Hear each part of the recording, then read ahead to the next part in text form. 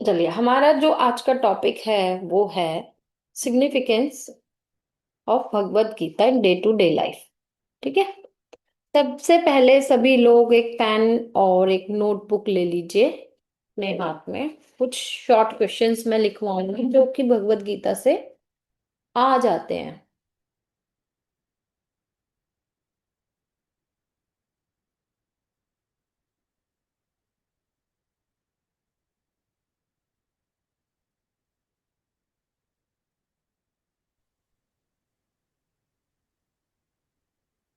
Ready? तो सबसे पहला क्वेश्चन ये पूछा जाता है कि ये भगवत गीता कौन से पर्व से लिया गया है। ठीक है। तो किस पर्व से लिया गया है? ये महाभारत महाभारत। के भीष्म पर्व से। भीष्म पर्व से लिख लिया गया है।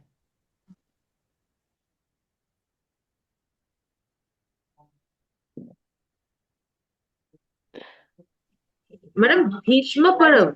हाँ जी, पर्व। भीष्म भीष्म पितामह थे ना। हाँ हाँ हाँ हाँ। भीष्म पर्व। भीष्म क्या बोले मैम? भीष्म पर्व। पर्व, अच्छा। हाँ। ये कोई बुक है मैम? ये महाभारत में चैप्टर है भीष्म पर्व 6 नंबर का। उससे लिया, उसमें भगवत गीता का वर्णन है। ये पूछा जाता है कि भगवत गीता कहाँ से, कौन से पर्व से आई है। तो महाभारत के भीष्म पर्व से आई है। ठीक है।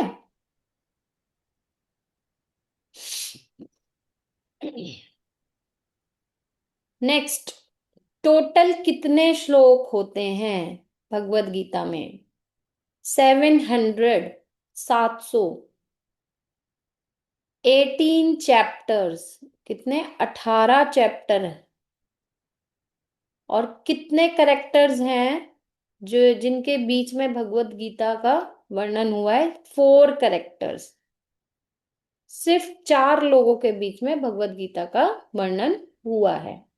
मैम फिर से एक बार बोलेंगे विच टोटल श्लोक 700। हाँ, टोटल श्लोक 700, चैप्टर 18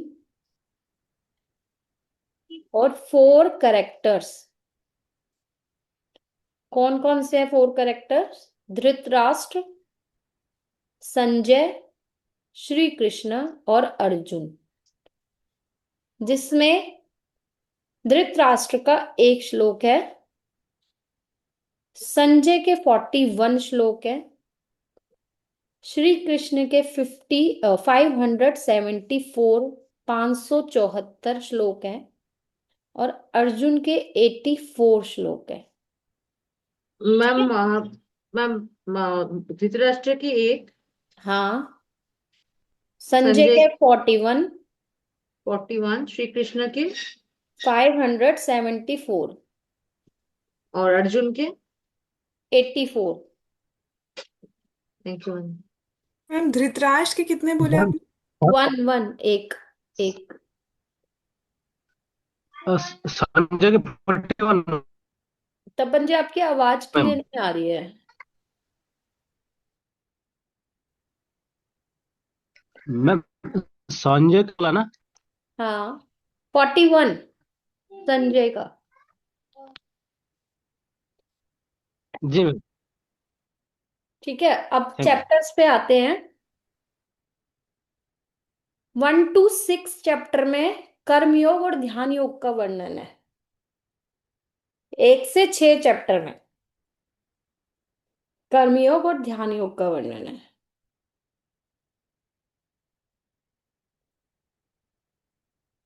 7 to 12 चैप्टर में भक्ति योग का वर्णन है। 7 से 12 चैप्टर में भक्ति योग का वर्णन है।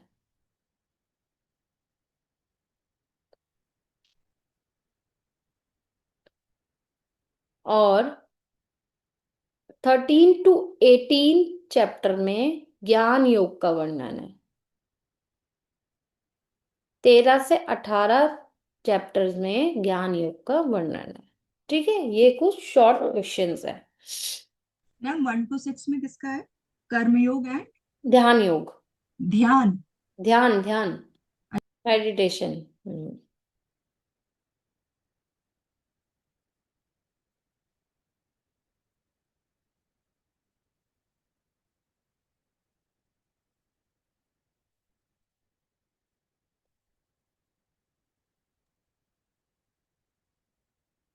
मैम लास्ट में ज्ञान योग बोला ना? ज्ञान योग, ज्ञान योग। हाँ, ओके।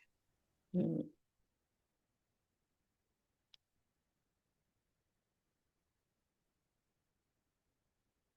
अब आगे पढ़ते हैं हम कि डे टू डे लाइफ में कैसे यूज होती है गीता।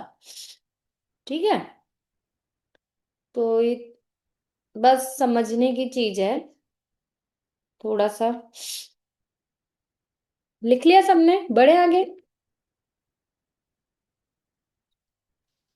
भगवत गीता जी को गीत कहा गया है। हाँ जी, मैम। बोलिए।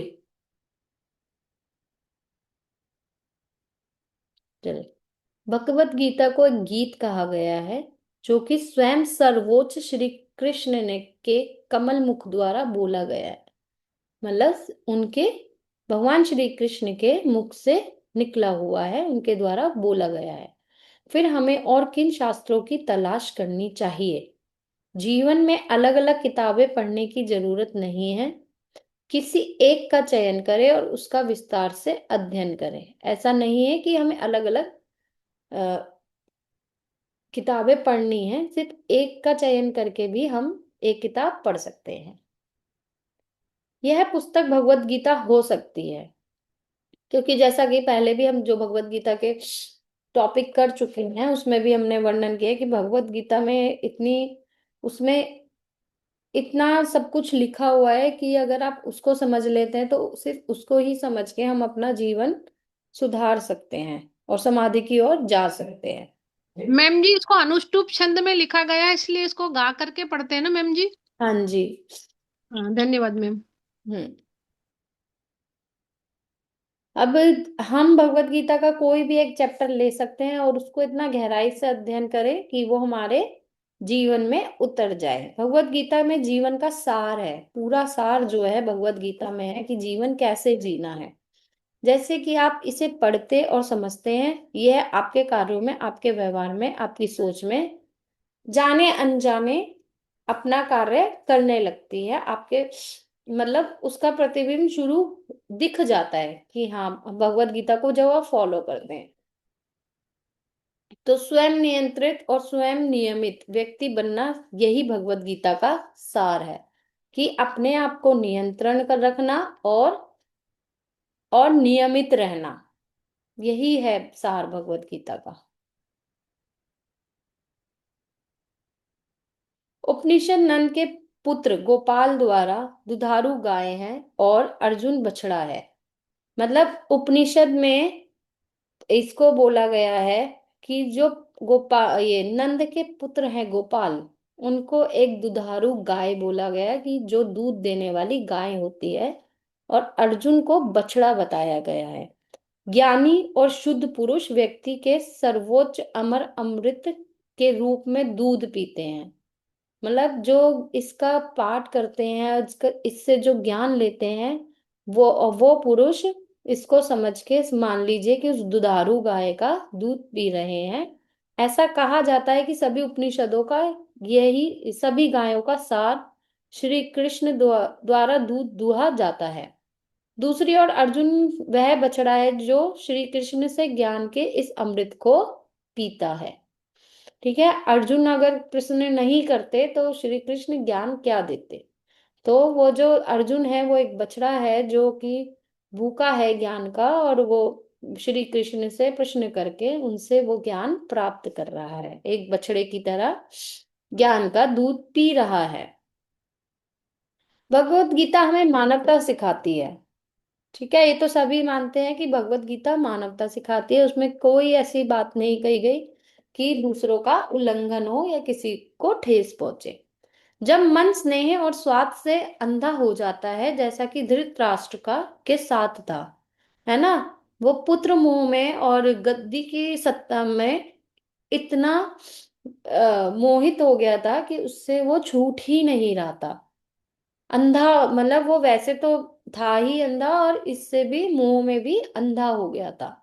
तो मनुष्य कभी भी राष्ट्र के दूसरों के कल्याण की परवाह नहीं करेगा। ऐसा मनुष्य कभी भी अपने राष्ट्र के दूसरे लोगों की परवाह नहीं करता, सिर्फ अपने बारे में सोचता है, जिससे उसके अपने परिजनों के साथ साथ राष्ट्र की भी बर्बादी होती है है ना। जब कोई व्यक्ति ऐसा करता है तो देश तो बर्बाद करेगा ही करेगा, उसके अपने भी बर्बाद होंगे। जब मन में अभिमान, ईर्ष्या, लोभ, कुटिलता, अहंकार, प्रसिद्धि की इच्छा, ये जब आ जाता है, अभिमान, ईर्ष्या, लोभ, कुटिलता, अहंकार और प्रसिद्धि की इच्छा, मतलब बहुत ज्यादा प्रसिद्ध होने की इच्छा, कि और मैं की भावना, कि बस मैं ही हूँ, सब जगह मेरा ही नाम हूँ, नाम और शक्ति शक्ति जैसे दुर्योधन, तब मनुष्य अपने दोस्तों और रिश्तेदारों के साथ साथ राष्ट्र को भी नष्ट करने में संकोच नहीं करेगा। दुर्योधन को क्या हो गया था, घमंड हो गया था, और मैं की वो भावना आ गई थी कि मैं ही इस गद्दी पे बैठूंगा, अगर मेरे पिता बैठे हैं तो मेरा ही अधिकार है।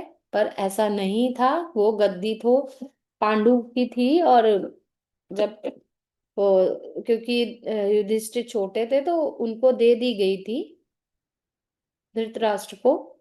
वैसे भी एक कहते हैं कि अंधा राजा नहीं बन सकता है, राजा बनने के लिए सभी इंद्रियों का ठीक होना जरूरी होता है। पर उन्होंने उस पर अपना अधिकार जमा लिया और अपनी प्रसिद्धि के लिए सब कुछ करा और सब कुछ बर्बाद कर दिया। तो क्या होता है जब ऐसे लोग करते हैं, तो उसका अंत जो है बहुत बुरा होता है और अपना ही विनाश कर लेता है। जब मनुष्य आसक्ति और इच्छा के कारण अपना कर्तव्य करने में विफल हो जाता है, मतलब जब उसको चीजों में आसक्ति हो जाती है और अहंकार हो जाता है, तो वो अपने जो है लक्ष्य से भटक जाता है, और जो उसके कार्य होते हैं उन्हें नहीं कर पाता, उसमें विफलता प्राप्त करता है, वो कभी सफल नहीं हो पाता। अर्जुन की तरह वह अपनी शक्ति और साहस का उपयोग नहीं कर सकता, जैसे अर्जुन ने अपनी शक्ति और साहस का उपयोग करा था अपने, और जो भी शंकाएं थी उसने श्री कृष्ण से पूछकर दूर करी थी। वो व्यक्ति ऐसा नहीं कर पाता जो अहंकार में होता है और प्रसिद्धि के लालच में होता है, या भगवान की उपस्थिति को महसूस नहीं कर सकता। मतलब वो ये भी नहीं महसूस कर पा रहा था दुर्योधन की भगवान की उपस्थिति है, उनसे बड़ा तो क्या ही है, राज्य थोड़ी है, ना ही कोई गद्दी है। जब ईश्वर खुद साथ होते हैं तो किसी गद्दी की, किसी राज्य की आवश्यकता नहीं होती है। तब भी जब स्वयं भगवान श्री कृष्ण उसकी मदद करने के लिए उसके सामने अपने रथ में बैठे हैं। भगवत गीता हमें योग के संश्लेषण के रूप में चार तकनीकें देकर स्थित प्रज्ञा, मतलब एक आदर्श व्यक्ति, हमने जो स्थित प्रज्ञा के लक्षण पढ़े थे वो बनने का मार्ग दिखाती है, और हमें प्रमुख प्रकार के योग के महत्व को सिखाती है। भगवत गीता हमें पूरा योग सिखाती है और व्यक्ति को स्थित प्रज्ञा होने का मार्ग दिखाती है कि स्थित प्रज्ञा बनो, स्थिर बुद्धि वाला व्यक्ति बनो, एक आदर्श व्यक्ति बनो, और अपने जो आपके कार्य हैं इस देश के प्रति, इस राष्ट्र के प्रति, उनको निभाओ। चाहे आपका परिवार हो या राष्ट्र हो या समाज हो, जो भी हो वहां पे अच्छे से निभाओ। कुछ लोग ध्यान योग के माध्यम से अपने दिल के भीतर परमात्मा को देखने की कोशिश करते हैं। ठीक है, ध्यान योग के माध्यम से परमात्मा को अपने भीतर महसूस करते हैं, देखने की कोशिश करते हैं। और अन्य ज्ञान जो लोग होते हैं कि खेती के माध्यम से ऐसा करने की कोशिश करते हैं, मतलब ज्ञान के माध्यम से, कुछ ध्यान के माध्यम से ईश्वर को देखते हैं और कुछ ज्ञान के माध्यम से ईश्वर को पाने की कोशिश करते हैं। जबकि अभी भी अन्य बिना शर्त शर्त भक्ति करते हैं, मतलब कुछ लोग का कोई भक्ति करने का लक्ष्य नहीं होता है, वो बिना किसी लक्ष्य के, बिना किसी शर्त के सिर्फ भक्ति करते हैं और भगवान को ही समर्पित हो जाते हैं, भगवान में ही अपना ध्यान लगा देते हैं, उस प्राप्ति को प्राप्त करने का प्रयास करते हैं, और अन्य इसे प्राप्त करने का प्रयास करते हैं। तो ये सब हमें कौन सिखाता है, भगवत गीता ही सिखाती है। भक्ति करना, ज्ञान का मार्ग, भक्ति का मार्ग, ध्यान का मार्ग, ये किसने सिखाया है, भगवत गीता ने। भगवत गीता में चार तरह के योग की बात की गई है, कर्म योग, ध्यान योग, ज्ञान योग और भक्ति योग। ठीक है। इन्हीं के इर्द गिर्द पूरी भगवत गीता घूमती है। भगवत भगवत गीता चार प्रकार के योग की उपस्थिति की व्याख्या करती है। पर पढ़ा हमने कर्मयोग, ध्यान और भक्ति योग। इन चारों प्रकार के योगों का उद्देश्य है आत्मनियंत्रण, आत्म अनुशासन, आत्म नियम, आत्म जागरूकता, आत्म जागरण, अपनी वास्तविकता का एहसास। मतलब स्वयं को जानना जो भी है इसमें, अपने आप को जानना, अपने आप को ही अनुशासित करना, अपने आप पर ही नियम लागू करना, अपनी ही जागरूकता करना और अपने आप को ही नियमित रखना। दूसरे को नहीं सिखाना, खुद के लिए कार्य करने, दूसरे के लिए नहीं करने। तो अपनी वास्तविकता का एहसास, स्वयं को जानो, आत्म उन्नयन, आत्म उद्रण, अपने और समाज की बेहतरी के लिए। मतलब अपनी अपनी तो उन्नति करेंगे ही और समाज की भी उन्नति के लिए यह सिखाती है। भगवत गीता योग के मैम संश्लेषण मैम में ये क्या था जो आत्मनियंत्रण, फिर मैम क्या पॉइंट्स थे वो? आत्म अनुशासन। ये है कि मतलब भगवत गीता आपको क्या सिखाती है, इसका उद्देश्य क्या है। ये है तो क्या सिखाती है, आत्मनियंत्रण सिखाती है, आत्म अनुशासन सिखाती है, आत्म नियम सिखाती है, आत्म जागरूकता सिखाती है और अपनी वास्तविकता का एहसास दिलाती है कि हम क्या है, एक्चुअल में क्या है, क्या हमारी वास्तविकता है, क्यों हमने जन्म लिया है और हमें क्या कार्य करने हैं जन्म, मनुष्य का जन्म लेके। ठीक है, ये सब सिखाती है। भगवत गीता में योग की परिभाषा दी गई है, योगा कर्मसु कौशलम और समत्वम योग उच्यते। वह अवस्था जिसमें योग के अभ्यास से चित्त को नियंत्रित किया जाता है। ठीक है, इसमें बताया गया है कि योग के अभ्यास से आप चित्त को नियंत्रित करते हो, मतलब मन पे भी नियंत्रण पा लेते हो और पूरी तरह शांत हो जाता है। तभी व्यक्ति स्वयं को स्वयं देखता है। मतलब जब व्यक्ति की का चित्त शांत होता है तभी वह अपने आप को देख पाता है, स्वयं को जान पाता है और स्वयं ही आनंदित होता है, खुद ही आनंदित होता है। जब तक व्यक्ति स्वयं को जानेगा नहीं तो उसे आनंद की प्राप्ति होगी ही नहीं। जब वो स्वयं को जान लेगा तो आनंदित होगा और अपना आप, अपने आप को अच्छे से जान पाएगा और प्रेजेंट कर पाएगा। श्री कृष्ण कहते हैं, जब आपकी बुद्धि परस्पर विरोधी कथनों को सुनकर भ्रमित हो जाती है, जो भी हम विरोधी कथन सुनते हैं, विरोधी बातें सुनते हैं, उसको सुनकर जब हम बेचैन हो जाते हैं, परेशान हो जाते हैं, भटक जाते हैं अपनी राह से, दृढ़ और अविचलित हो जाते हैं, मतलब परेशान हो जाते हैं, एक बेचैनी सी हमारे अंदर पैदा हो जाती है, तो समाधि में जागरूकता और चेतना की उच्च अवस्था में योग प्राप्त करने से ये सब चीजें दूर हो जाती है। और योग लक्ष्य है, भगवत गीता का लक्ष्य क्या है, योग है। समाधि की कुंजी उच्च मन को नियंत्रित करना, जिसे बुद्धि के रूप में जाना जाता है। मतलब भगवत गीता क्या है, समाधि तक जाने की एक कुंजी है जिसमें मन को नियंत्रित किया जाता है और स्थिर बुद्धि की जाती है, बुद्धि के रूप में जाना जाता है।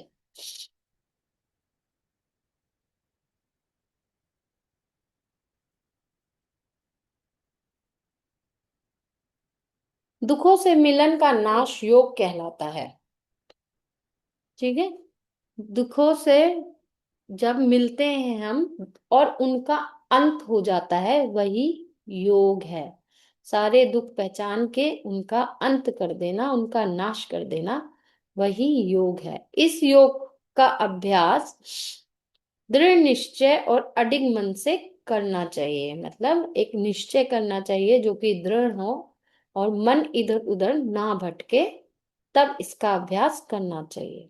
दुख से संबंध तोड़ने और स्वयं से जुड़ने की प्रक्रिया ही योग है। दुख से संबंध टूट जाता है और स्वयं से जुड़ जाता है, वही योग है। दुख में पड़ा रहना, स्वयं से ना जुड़ना, वह योग नहीं है। भौतिक चीजों में अपना मन लगा के रखना, वह योग नहीं है। आत्म संबंध अवस्था को योग के रूप में जाना जाता है। मतलब हमारी आत्मा से जो संबंधित संबंधित अवस्था होती है उसको ही योग के रूप में जाना जाता है। इस बाहरी दुनिया से वियोग की प्रक्रिया को वैराग्य कहा जाता है। मतलब ये जो बाहरी दुनिया है, जो भौतिक चीजें हैं जो हमें सामने दिखाई दे रही हैं, उनसे जब हमारा विरोग वियोग हो जाता है वही वैराग्य कहलाता है। और स्वयं के साथ संबंध की प्रक्रिया को अभ्यास कहा जाता है। मतलब अपने साथ जुड़ना, अपने आप को जानना, वही क्या है, अभ्यास है। वैराग्य क्या है, उनसे वियोग, और अपने आप से जुड़ना वह क्या है, अभ्यास है। हे अर्जुन, कर्म करना, योग में दृढ़ रहना, आसक्ति का त्याग करना और सफलता असफलता में संतुलित रहना। सफलता और असफलता में मन की एकता को योग कहते हैं। द्वैत में सम होना ही योग है। द्वैतवाद में क्या बोला है कि सम होना ही योग है। और समत्वम योग उच्यते, मतलब हे अर्जुन, कर्म करना, योग में दृढ़ रहना, मतलब योग में डटे रहना, दृढ़ रहना, आसक्ति का त्याग करना, अपनी जो भी जिस जिस चीज में भी आसक्ति है उसका त्याग कर देना, सफलता और असफलता में संतुलित रहना, मतलब चाहे सफलता मिले चाहे असफलता मिले उसमें समभाव रखना, वही योग है भगवत गीता के अनुसार। समत्वम योग उच्यते बोला है। फिर है योग कर्मसु कौशलम, जो दूसरी परिभाषा है। ज्ञान मन की समता से संपन्न व्यक्ति इस जीवन में अच्छे और बुरे दोनों कामों को त्याग देता है, इसलिए अपने आप को योग के लिए समर्पित करता है। योग क्रिया में निपुणता होती है। मतलब ज्ञान से संपन्न जो व्यक्ति होता है जीवन में अच्छे और बुरे दोनों कामों को त्याग देता है, वो क्या हो जाता है, सम अवस्था में आ जाता है ना। वो जो द्वैतवाद होता है ना, दो चीजें होती है, उससे ऊपर उठ जाता है ना। सर्दी गर्मी, अच्छा बुरा, भला बुरा, ये इन सब चीजों से ऊपर उठ जाता है और हर व्यक्ति हर उस अवस्था में सम की भावना रहती है। तो भगवत गीता के अनुसार वह योग है। मैम अभी आपने क्या शब्द का प्रयोग किया, द्वंद्व की कुछ और बोला था आपने अभी, वो जो डुअलिटी का बोल रहे थे वो हाँ, द्वंद होते हैं, द्वंद। द्वंद्व, हाँ। हम्म। अब आपका कोई क्वेश्चन है इससे रिलेटेड तो आप पूछ सकते हैं। छोटा सा टॉपिक था, डे टू डे लाइफ में कैसे हमें भगवत गीता का को यूज करना है। मैम जो आपने बताया था ना वो उपनिषद में, वो किसको गाय से कंपेयर किया है, हाँ वो हाँ बछड़े से, मैम एक बार बता दीजिए फिर से। हाँ, मैं बताती हूँ। मैम किस उपनिषद का है मैम ये वो दृष्टांत? मेंशन नहीं है। अच्छा जी मैम। उपनिषद जी नंद बढ़िया के, वाली। हाँ उपनिषद लिखा है, बट इधर चैप्टर नेम नहीं लिखा। कोई नहीं, वो तो मैं ढूंढ के बता सकती हूँ आपको। ठीक है। हाँ जी मैम, धन्यवाद। और कुछ बताइए। हमारी जो है सेकंड यूनिट पूरी हो चुकी है। उसका जो लास्ट टॉपिक था वो था, एक मिनट, षटकर्म का। हठ योग में षटकर्म। तो जब मैम, हमने हठ योग, हाँ जी, मैम आपने वो नहीं बताया कि उपनिषद में किसको गाय से कंपेयर किया है, बछड़े वाला मैम। ये अभी बोला ना मैंने कि मैं देख के बता दूंगी, ये मेंशन नहीं अच्छा अच्छा, किया ठीक है है ना। ठीक है ठीक है मैम, ठीक है। हाँ जी। तो मैं ये बोल रही थी कि हमारा जो लास्ट टॉपिक है सेकंड यूनिट का, वो है ये षटकर्म के, षटकर्म को वो करना, जो षटकर्म प्राणायाम और आसनों का वर्णन है। तो जब हमने हठ योग पढ़ा तो उसमें हम वर्णन कर चुके हैं सब चीज का। ठीक है। तो वो टॉपिक वहां हमारा कवर हो गया था। तो कल से हम करेंगे थर्ड यूनिट की तरफ। उसके 3 टॉपिक सर ने शुरू में एनाटॉमी पढ़ा दी थी, उसमें कवर हो गए थे। अब हम आगे के टॉपिक कवर करेंगे उसमें।